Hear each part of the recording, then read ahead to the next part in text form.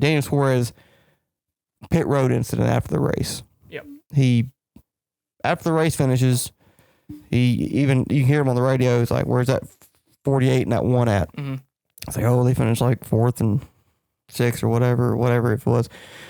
And he's driving through the field on the cool down lap. I wonder if any of the drivers thought, "Oh shit, we got one. Do we have an extra lap here?" Because that night was flying. And they're trying to calm him down. Like, hey, you just worry about it after. It just ain't worth it. And you don't hear nothing from Dan. He finally gets up there, and the 1 and the 48 are almost on pit road, and the 99 just moves the 1 out the way, which he was fucking close to that damn entrance, so he could have fucking knocked him into the damn wall. And then he goes in the 48 and just nails him on pit road. You could see the 48 car just turn a little bit to the left. He hit him so hard. And there's a NASCAR official right there. Yep. He hits him any harder, or Alex Bowman's not paying attention. He ain't got his wheel, or we don't know where Alex Bowman's wheel. I'm sure he had his hands on, but say he was doing his Hans device or whatever. And that nine hits him. He turns left, hits the official. He goes flying into a damn pit wall. Like, are you fucking kidding me? Anyways, 99 hits 48 a couple times on pit road.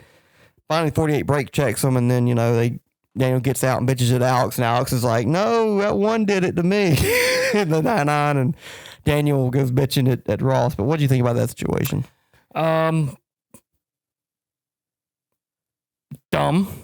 Just stupid. I understand the frustration if you feel like you've been wronged. But similar to what I said a minute ago, bumping into somebody on pit road is not going to change their actions.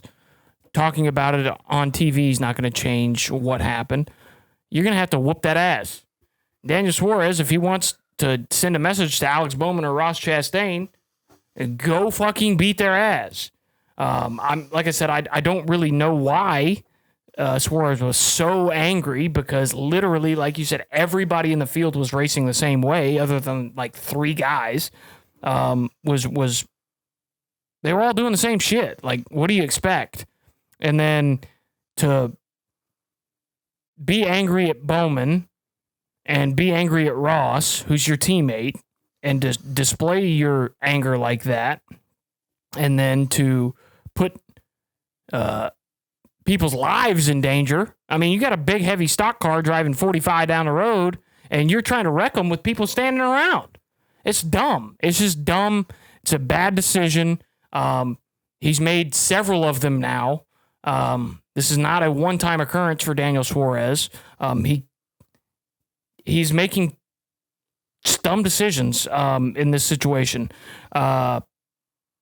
If the 54 car last year, he got penalized for swerving at somebody on pit road. He was in the 23 at the time, but Ty Gibbs got penalized for swerving at somebody on pit road during a live pit stop. We both grilled his ass for, or I did. Anyway. If he got 50 for that, well, it might have been 25, but he got a penalty. He got a points penalty and a fine for that. If he got, it didn't matter because he wasn't even in the series full time. But I forgot. I think it was just owner's points or something. But whatever it was, if he got penalized for that, I will be surprised if NASCAR doesn't penalize Suarez. He deserves a penalty, because that's just a bad decision. If you have an issue with the guy, handle it with the guy, face to face, man to man. Don't use your car as a weapon. Get out there and talk about it, and if you got to fight him, fight him. You're grown men. You can handle it like grown men, not like kids. It's one thing if it's on the racetrack and you get him back, but if it's not, handle it face to face like a man. Suarez is, I've never been a fan of his, but he runs into people. I think he runs into more people than Ross does. I mean, he's wrecked Brad a couple times. He gets into somebody every week. Ran into Busher at Vegas. He gets into somebody every week, and it's never his fault. And ran into Christopher Bell, spun him out. It's just an ongoing issue with that 99 car, and he's lucky to be in the position he's in. He should have flunked out of NASCAR a long time ago. Struggled in the best car in the field, one of the best cars in the field in that 19 car.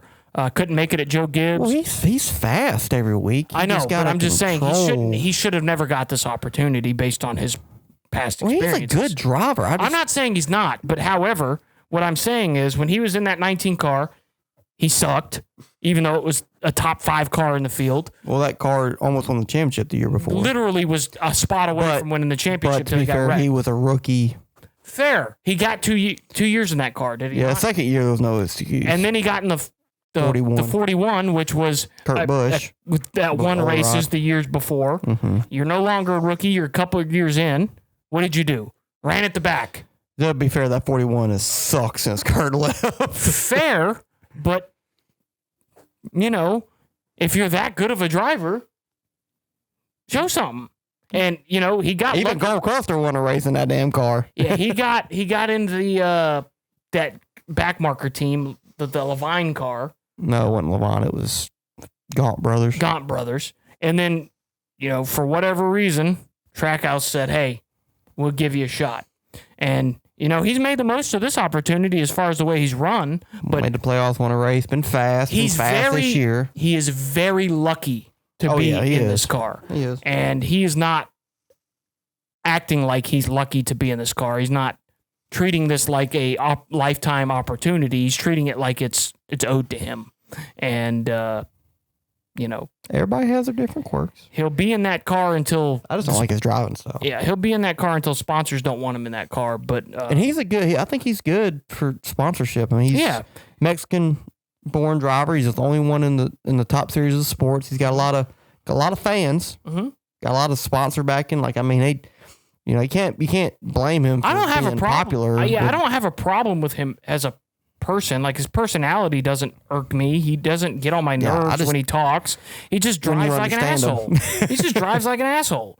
And then he doesn't understand that if he's going to do it to other people, he's got to expect it back. Yeah. Yeah. And the problem I had with Daniel was just the safety aspect of it. Like, it was just stupid, man. I mean, how many times are we going to have this shit on pit road with, these officials and pit crew guys? I mean, a lot of shit can happen, man. I understand you're mad. Handle it out in the racetrack or get out the car, catch up to him. Don't beat his back bumper off coming on pit road. Wait, just you can catch up to him and Ross, but don't do nothing as far as car wise goes. Get out there, handle your business like a man. Talk to him, fight it out, whatever you need to do. Like I said, I don't think it was. I mean, everybody was doing everything that Daniel dealt with. Everybody else was dealing with it throughout the field, and Daniel's the only one that came up after the race and was trying to wreck people on pit road. Like, nobody else was trying to wreck people, as far as I'm concerned. Nobody was trying to wreck somebody on pit road after the race or whatever. Just bad way of handling it, and Daniel has to realize that. I understand it's heat of the moment. But you're a Cup Series driver. You're an adult. I don't even know how old Daniel Suarez is. He's probably I think he's like 29, 30 years old. If he's not 30, he's close to his 30s. Like, he's a grown ass man. He has to not act like a child in these situations and get out there and handle it like a man. And you just can't use your car as a weapon, especially when it's on pit road after the race. People are unbuckling their seat, and we've had a problem with this next gen car. Like, it's been quote unquote fixed this year, but we know from last year, you hit somebody in the rear, it don't matter if it's going 170 miles an hour or 45 miles an hour. Everybody says you get hit in the back end last year, it fucking hurt. It'll ring your bell.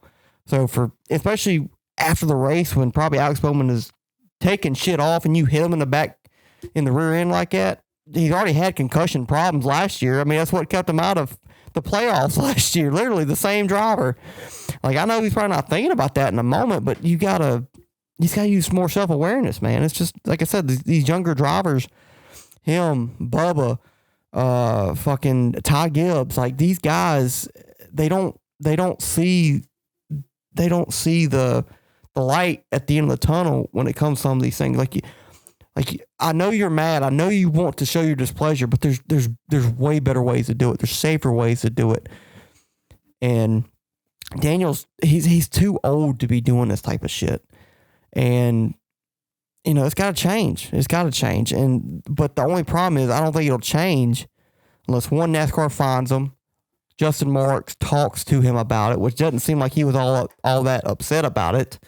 So if Justin Marks don't tell him that you can't do that, and NASCAR doesn't fine him, what's going to stop Daniel Suarez from continuing to do this? And what's going to stop other drivers like Daniel Suarez to not do this? Like NASCAR has to lay the hammer down. They've laid it down in the past with Doug Gibbs last year. You have to penalize Daniel Suarez.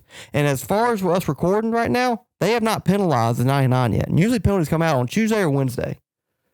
And it's middle of the day on a Wednesday, and we still ain't heard shit. So I don't know what's there so much to look into, but if they don't penalize this 99 car, it's a big mistake on NASCAR's part.